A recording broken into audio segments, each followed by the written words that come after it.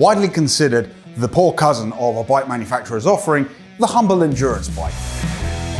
They are typically geared more towards longer distance, more endurance orientated riding. Typically what that translates to is a longer wheelbase, so the wheels are further apart from one another, slacker geometry. They're also typically mated with a taller head tube. We're going to go through them and see how they stack up against their more race-orientated brethren, as well as how they compare to one another. Historically, nobody really wants to buy one, but have things changed? Stay tuned while we rate the 5 most popular endurance bikes of 2025. First up is the Cannondale Synapse. Over the years, I've had 13 Cannondales. I have often said I would never buy a modern one, but I must admit, this looks really good. Aesthetically, it's a much better looking bike. It looks a lot sleeker, and I think you'd be hard pressed to tell the difference between a Synapse and a Super 6. Looks incredible, as much as it pains me to say it. Geometrically, the 56, 58 and 61 have the same seat tube angle, head tube angle, and chainstay length. What that means is they're going to share lots of components, which means less skews, which means it's cheaper to engineer.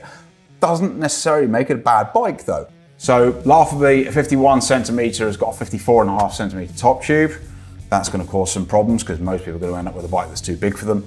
But the stack and reach figures they're okay. So on a 51 centimeter bike, which is what I would ride, 376 millimeters in reach and 55 centimeters in stack, yeah, that's okay.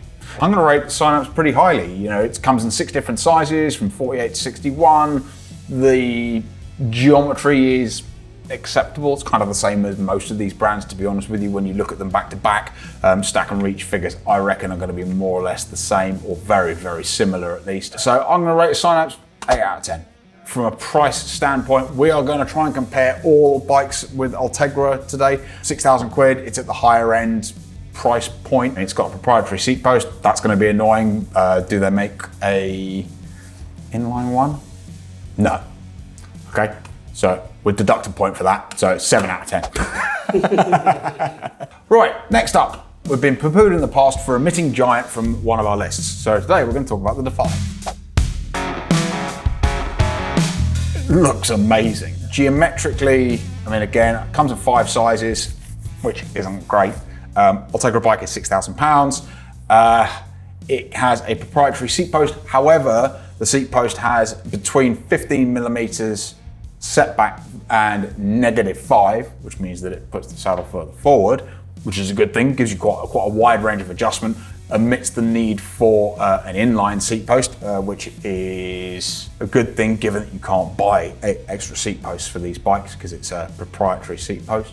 Geometrically, it's acceptable. I mean, I'll give that a 7 out of 10 as well, to be honest. Just on looks alone, like, it looks exactly like a TCR. The seat post is different, but other than that, you know, it shares a lot of the design cues. Historically, endurance bikes have always been this kind of really boring, or usually pretty ugly alternative to the racing bikes. The racing bikes have always got like the better looks, but in 2025, this is clearly no longer the case. Right, Basso Astra, which is one of those bikes that historically has blurred the lines between racing bike and endurance bike. Again, looks very, very similar to a Sempre Veloce. So an Astra is basically the same reach figure as the Defy and the Synapse, but it's 10 mil taller.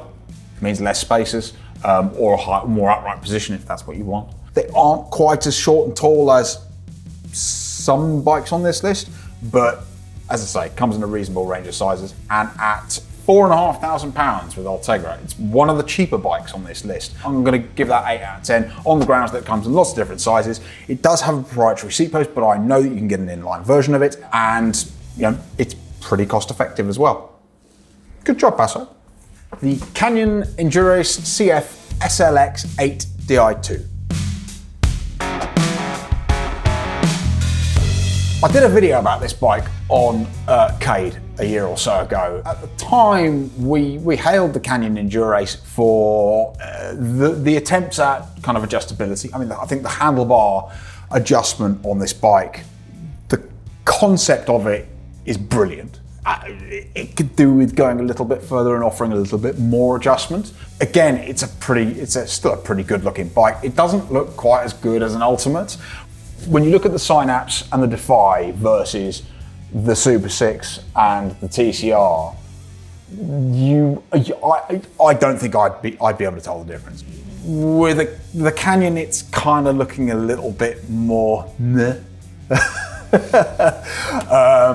But you know, still, I mean, Canyon is widely regarded as being kind of one of the more cost-effective, although it's not as cost-effective if you have to change half the stuff that comes on it, namely things like the cranks, the seat post, the saddle. It hasn't got a proprietary seat post. It's got an Ergon VCLS seat post in it, which does also come in an inline version. And you, to be honest with you, if you didn't want to spend 230 quid on an Ergon seat post, you could put any old 27.2mm seat post in there. So that's a really nice feature.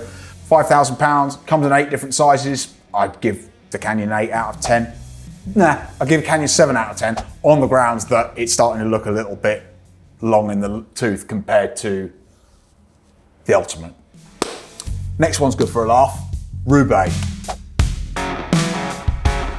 Somebody who has the new Athos that would like to donate it to us for the day for filming, I would be really interested in getting an Athos in here so we can have a look at it, because I'm not going to go too far into it, but we're quite impressed with the new Athos. Anyway, back to the Roubaix, which sucks.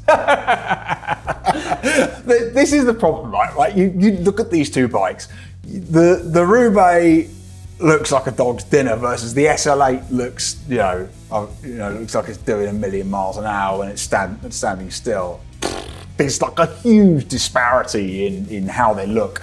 So like a load of points deducted for that. But it comes in 8 different sizes. Again, geometrically, it's pretty good. It kind of, I must admit, the Specialized, the Canyon, the Basso, the Giant, and the Cannondale, they're all more or less the same in terms of stack and reach. So from a fit standpoint, there isn't a huge amount of deviation. It's really more about whether you fall in line with those sizes or whether you sort of fall in between them, which is a roundabout way of saying it doesn't fit you. It is cheaper than I thought it was going to be. It's 5,250 quid with Ultegra on it and carbon wheels. They're Roval carbon wheels, which means the bearings will die after a week. But it's got external cables. Yeah, but that's true. Yeah, externally routed. It really doesn't. That Roubaix is overdue an update. As Luke says, it's got external routed cables, which I hadn't even clocked. It looks pig ugly. Sorry, Specialized. Okay. So what did you rate it? 3. 3 out of 10. People are going to start thinking that you've got like some kind of vendetta against Specialized. I literally don't have a vendetta against Specialized. I think, like I said, I think the new Athos is fantastic. The new Power Saddle is fantastic.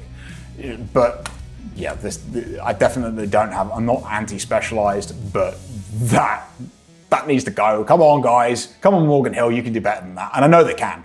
But like I say, look at the Athos. Look at the SL8.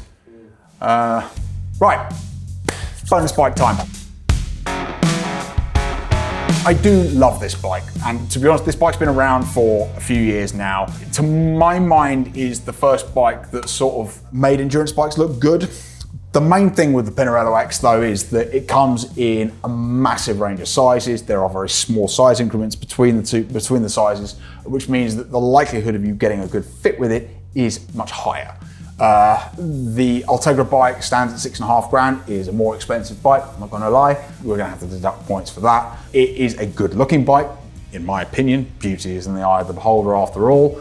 Comes with a proprietary seat post, also points docked for that, but there is an inline version available, so we know that as well. It fits better, has a higher likelihood of fitting you than any other bike around, period. It's the shortest and tallest bike on the market, which means you end up with no spaces, which all bikes are designed with no spaces, and secondly, you end up with the stem length that it was intended. When you design a bicycle geometrically, the stem length, as well as the head tube angle, the rake and trailer, the fork, the wheelbase, the chainstay length, all come into play with how the bike actually rides. If you are using the stem length that the bike came with, it's going to ride optimally in the way that it was intended. If you are deviating from that by 15, 20 millimeters or more, the bike doesn't fit you, it's not going to ride properly, it's going to ride suboptimally. Too short on the stem, too long in the stem, it's going to feel very vague in the handling department. Too short, it's going to feel like it's on crack the whole time. So, yeah, I'd give that 7 or 8 out of 10. it seems as though the industry is more or less agreed on, like these are where the contact points need to be. The things like the stack and reach don't really seem to change that much. Because I'm a bike fitter, I'm always going to say buy the one that fits you the best. In order to do that, you need to understand where the rider needs to be placed in space first. But then after that, you almost have autonomy to choose which one you like the look of the most, or which one fits your budget the best. Because there are obviously cheaper and more expensive versions of the bikes that we've looked at today. Certainly from an aesthetic perspective, they're looking much more modern, they're looking much more stylish. It seems like we're seeing progress in the industry at last. I hope you found this useful. If you would like to buy a bike, get a Bikefit first, then go and buy a bike. Be informed about your purchasing decisions rather than just taking the word of the salesperson. Thank you very much for watching. Please don't forget to like, comment, and subscribe, and we will see you again for the next one, no doubt. Bye-bye now.